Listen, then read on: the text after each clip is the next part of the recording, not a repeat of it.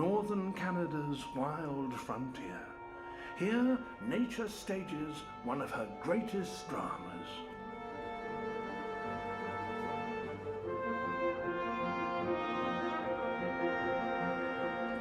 Every year, 3 million caribou migrate across the Arctic tundra.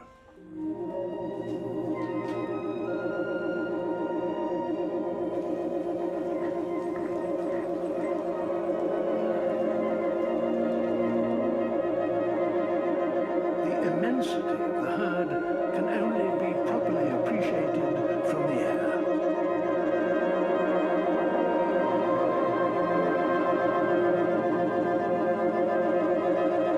Some herds travel over 2,000 miles a year in search of fresh pastures. This is the longest overland migration made by any animal.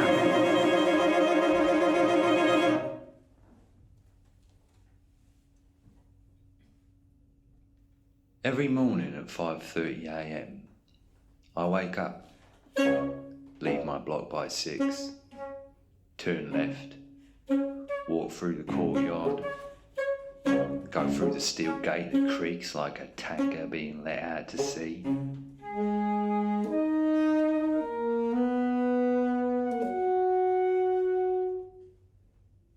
And then I'm out, crossing the road, passing the ambulance station where the paramedics are changing shifts, working out the back of their vans, in which they save lives in.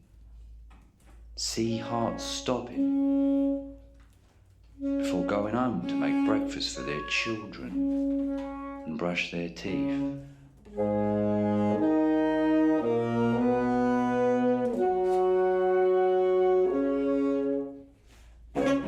Then I'm down past the car wash, doing a ride onto Edgware Road, past the tile shop, the Persian restaurant, the Cypriot barbers that's been there for years, where I used to get me hair bowl cut at 8. And then as I cross Frampton Street, I pass in between the transit vans parked there up outside Embassy Plumbing, with the plumbers inside their cabins drinking tea or snoozing, waiting for Embassy Plumbing to open up so they can get at the copper pipes and stopcocks they need their day's graft.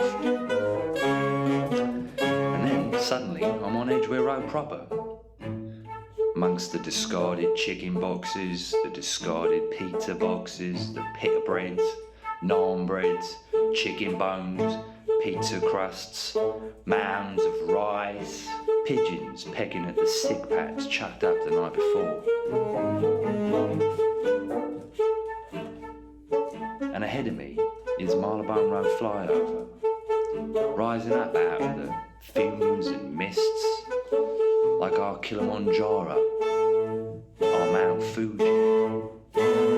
And as I head towards there, aware, I'm looking out for any predators that might want to get in the way of my progress, who might be hiding in wagon shop doorways, prone in the scrub, ready to break cover and burst full pelt across the road, wanting to see their teeth in line under me.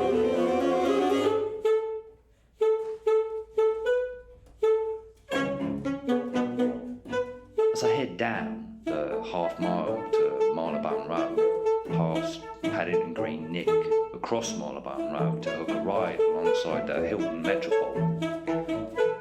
And as I wait for the number 18 by the bus stop there, I watch the kerfuffle outside the hotel staff door.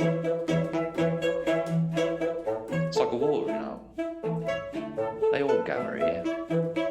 The cleaners, the chambermaids, the porters, the dishwashers, the receptionists, the handymen, the waiters and waitresses, all smoking cigarettes before they go into work or whenever they have a break, all holding plastic cups of coffee or tea in their hands, talking to each other. The men with Slav tongues unleashing words out of their mouths like shells leaving a big ship's gun, quickly leaving the hot breath and smoke behind before exploding in the air. And the ladies letting the words exit their mouths like chucked knives, clashing and sharpening their metals, carving the air up into little bits.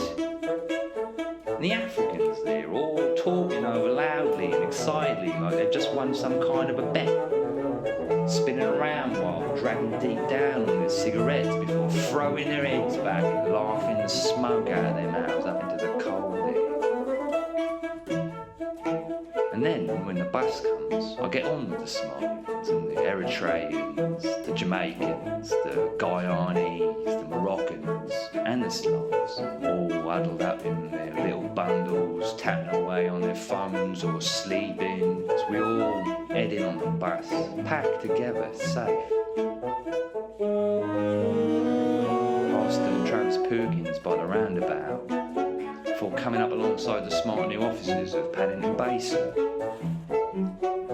where a youth club once used to stand, where men once earned enough money heaping sacks onto the backs of barges and trucks and trains that they could feed their families with it, which I now stare in at from the top deck to see an empty call centre, scores of annexed offices with their whiteboards and giant flip pads, where employees will later be taught the intricate ways which they have to perform. They still want to eat. They still want to keep a roof over their heads.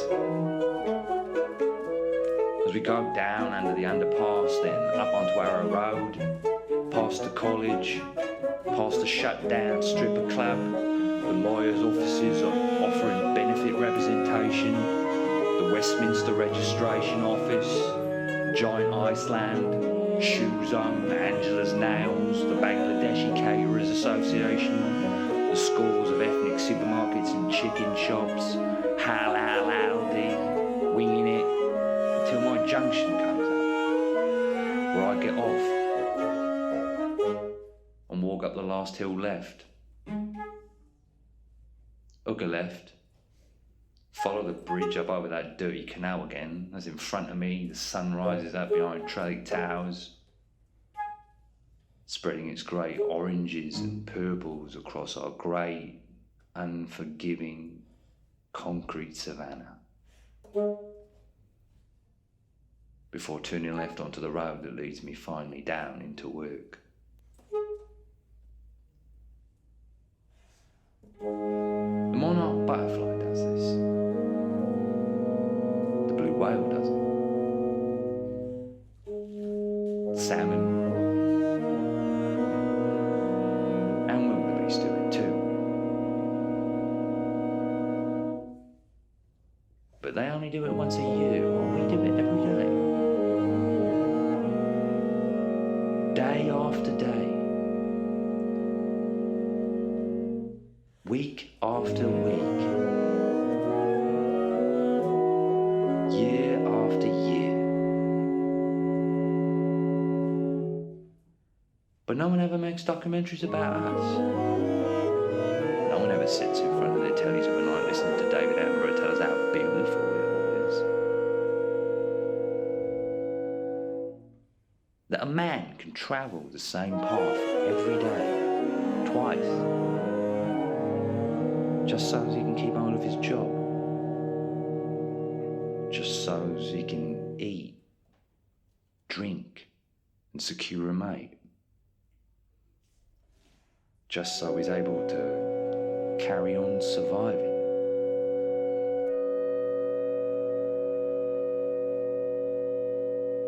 Just so he's able to keep on keeping on.